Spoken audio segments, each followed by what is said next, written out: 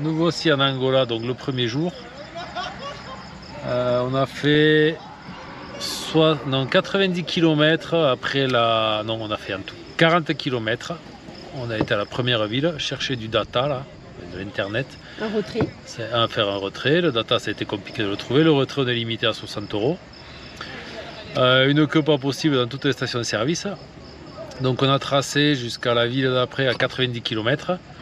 On est arrivé en réserve. Voilà, on n'a plus de bidon de réserve cette fois. Voilà. Donc là, on est dans une station. Première réunion en Angola. Voilà. Première réunion en Angola dans une station. Ils n'ont pas de gasoil, donc on va attendre demain matin. En espérant que. En espérant que, parce que c'est pas sûr qu'il y en ait demain. C'est pas gagné. Donc on risque de passer peut-être quelques jours ici. Donc du coup l'Angola, ça part bien. Donc on a fait une nuit à la station. Aujourd'hui ils seront pas livrés. Demain c'est pas sûr. Donc on a été voir le gérant pour voir ce qu'il en était, qu'est-ce qu'on va faire en fait. Donc ils nous ont proposé 30 litres. On a dit que ça suffisait pas pour faire les 300 km jusqu'à la ville où finalement c'est que la région du bas où ils ont des problèmes. Donc on a négocié 40 litres et voilà, on attend maintenant qu'ils nous les donnent, donc je sais pas, faut attendre. Mais bon, il y a pas mal de gars qui bricolent avec des bidons. Bon après de l'essence, ils en ont, c'est pas un souci l'essence, c'est le gasoil. Voilà.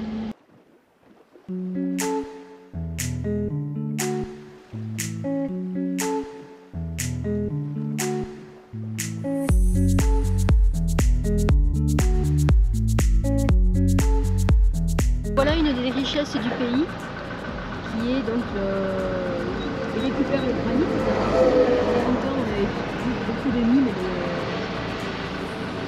de terre, de blocs avec terre. Donc ici c'est beaucoup le granit, c'est beaucoup le marbre. Et on a discuté ce matin avec une employée. C'est une région très riche avec de l'or, ils ont des diamants, ils ont du marbre et ils ont des blocs de pierre. Tout est à l'exportation, il n'y a rien pour le pays. Et tout est récupéré par l'État et rien pour le peuple. C'est une constatation, c'est incroyable. Mais bon, c'est partout pareil en Afrique de toute façon. Là il y a des gamins partout, on appelle ça les gamins mendiants quoi. Des mendiants, ouais. En fait, les gens ils font des gosses pour qu'ils aillent mendier et ramener à la maison. Je sais pas si le ratio est bien terrible finalement. Bref. En fait, ils survivent. Hein. Je crois que c'est peut-être un des pires d'Afrique, peut-être. Je sais pas, faut voir. C'est très riche. Ça fait que 2 jours qu'on est là, on n'a pas trop le. Bon, de toute façon. Mais on constate déjà que c'est pas évident. Quoi. Donc là, on se dirige vers Lubango. Où apparemment il y a pas mal de choses à voir, on va regarder ça. La plus haute ville du pays à 1700 mètres, donc là il a fait 20 degrés cette nuit, là il y a 24, c'est 9 h, ça fait du bien quoi. Ouais.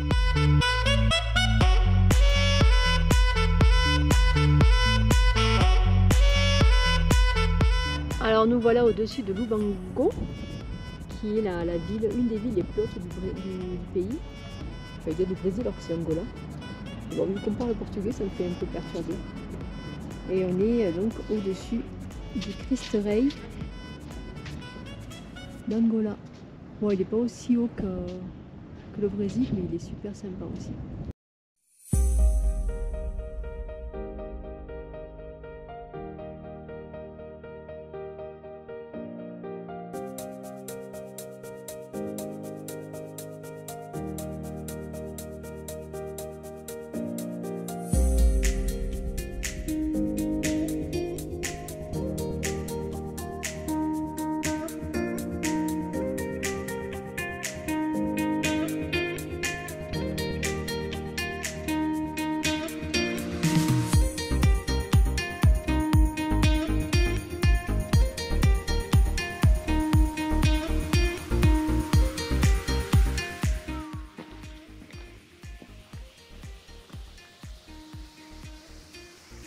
C'est une beauté incroyable.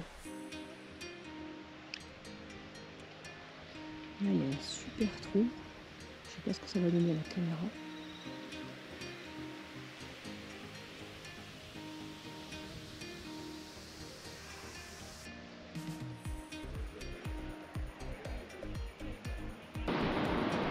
Donc là on est au point de vue de la serre de l'Elbe. C'est une splendeur. Une splendeur.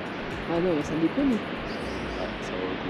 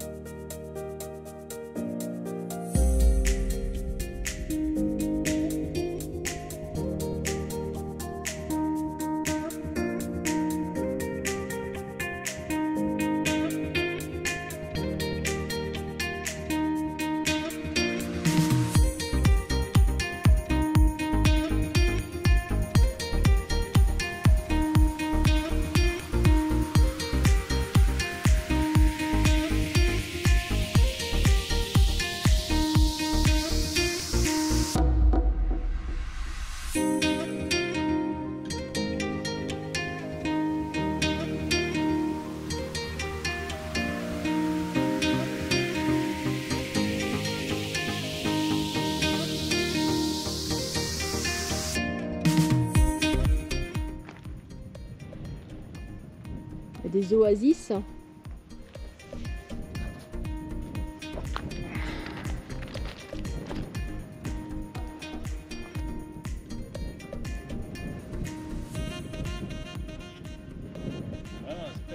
Ouais. Là c'est en direction de Namib. C'est incroyable. Tous les 10 km ça change.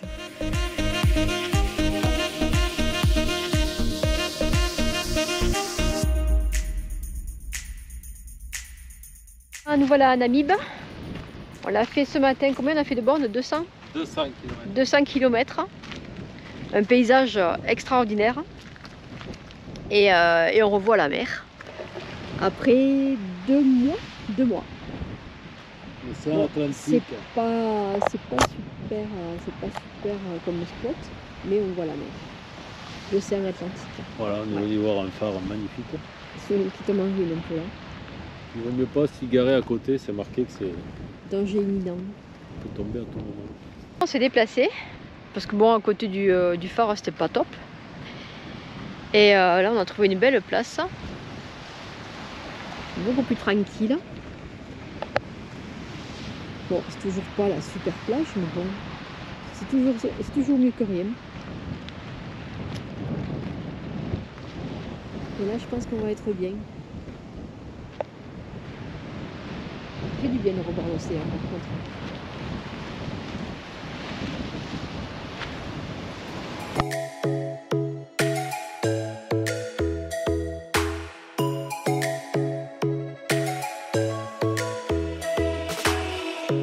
Lightning strikes by my window. Hits my chest right in the morning. Like a warning. Could have slept here for days. I felt your heartbeat, felt your mouth breathe. But it's not real.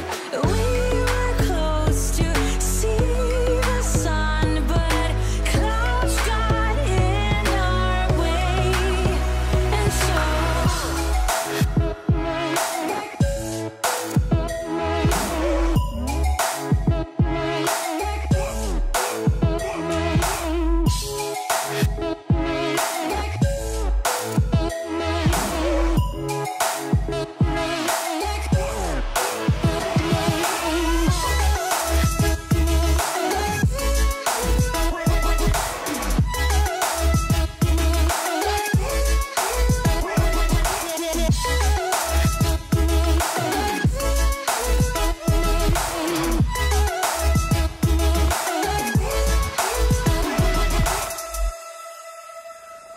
Là on prend la direction de la lagune des Arcs.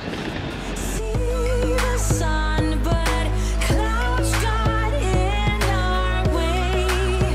And so every night I dream it. I'm starting to believe in what you say when I'm asleep, and that you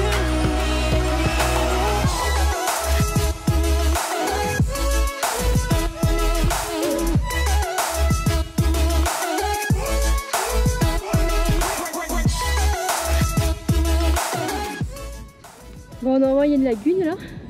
Mais aujourd'hui, il n'y a pas d'eau.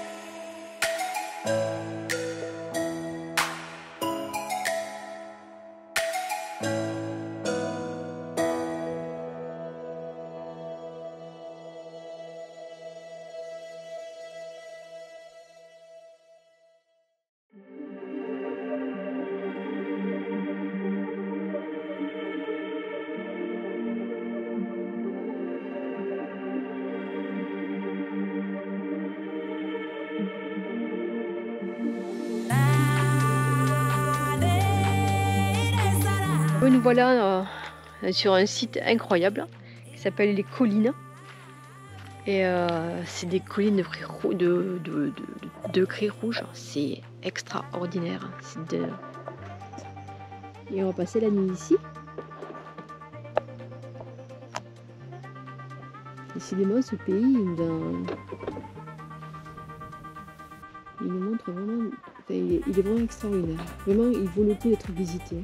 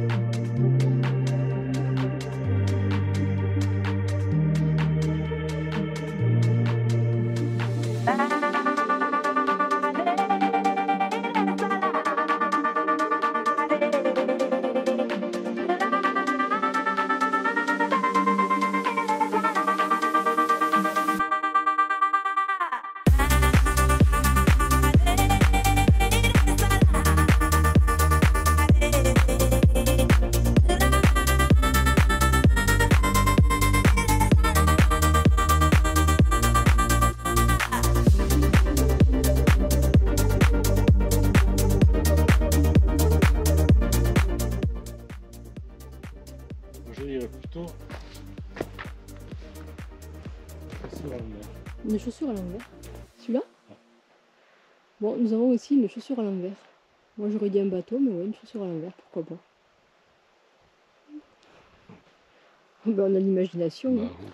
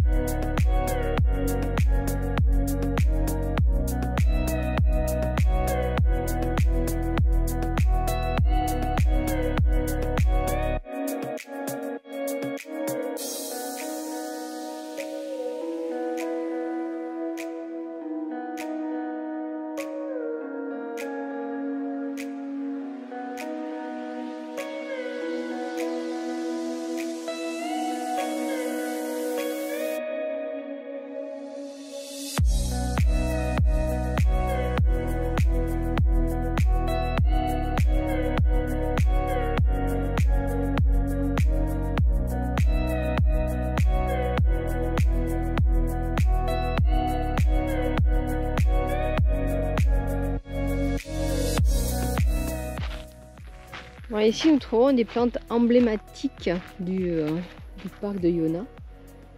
Et c'est un nom, je ne me rappelle plus, je mettrai en description. Mais c'est incroyable ces plantes. D'après ce que j'ai lu, il y a des mâles et des femelles. Alors, pour les identifier, je sais pas. Celle-là, elle est immense. Qu'on soit censé savoir combien de... Quel âge elle a. Ça c'est du bois.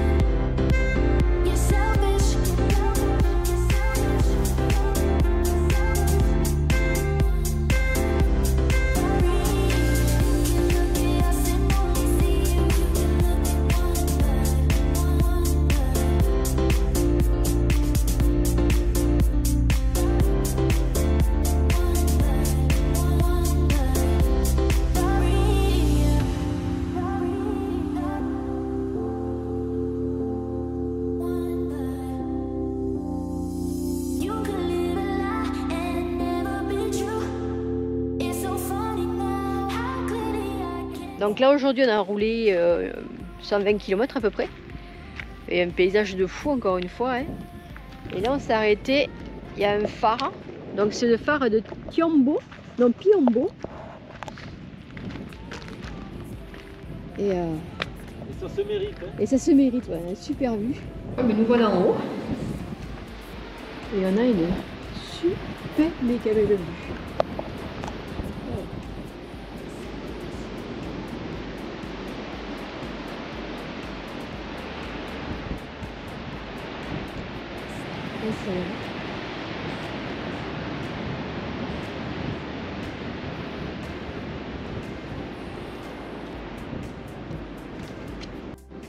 Bon, et bien voilà notre spot pour ce soir. Donc on a le phare qui est là-bas. Et du coup, on a avancé un peu quelques mètres. Je suis positionnée donc un peu plus loin. Et on a une super méga belle vue.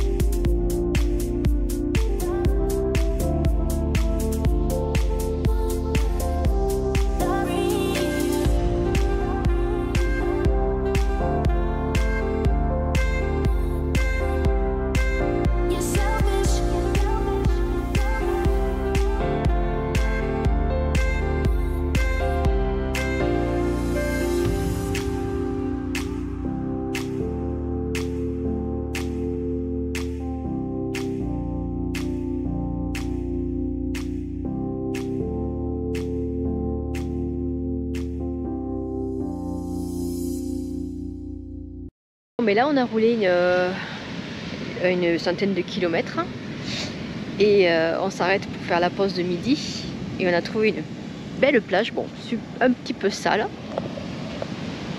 mais voilà, un endroit sympathique et toujours avec un paysage de dingue.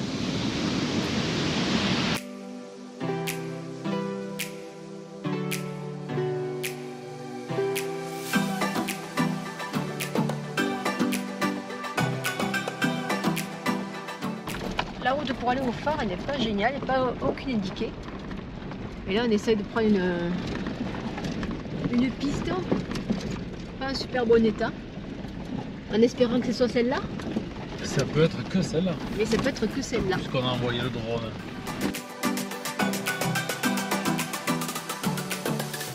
Et après 33 km sur une bonne piste bien rocailleuse, on est arrivé donc à destination.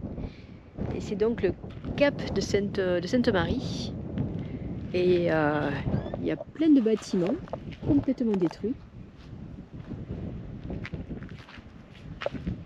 Un phare là-haut, pareil, complètement détruit. Mais la vue, elle est pas trop mal encore.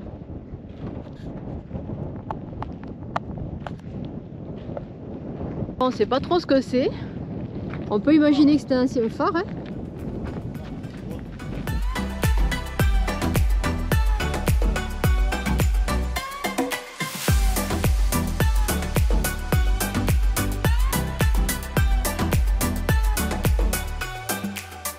Bon, bah, on va essayer de passer la nuit ici, tranquille. On a le petit village en bas. Bon, là, j'ai l'impression que ça va pas être dérangeant. On commence à voir un super coucher de soleil. Je sais pas si on le voit là.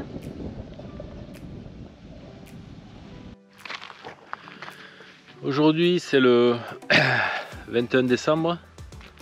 Donc on a dormi sur ce spot là. Il y en a qui disaient que c'était waouh. Bon, après c'est pas mal, on n'a pas été emmerdé, c'est calme. Après c'est pas forcément joli là, tous ces trucs pétés partout là. Bon. Il y a un joli village en bas, bon on le voit pas, il est derrière, là j'ai fait des photos avec le drone. Bon, les gens ils pêchent, c'est leur activité principale ici de toute façon, après c'est le désert à perte de vue derrière. Voilà. Donc aujourd'hui on va vers des villes là. Je pense que l'océan on va le laisser tomber, peut-être ce soir encore. Après on va rentrer à l'intérieur des terres pour passer le Noël avec le cousin d'Anne. Voilà.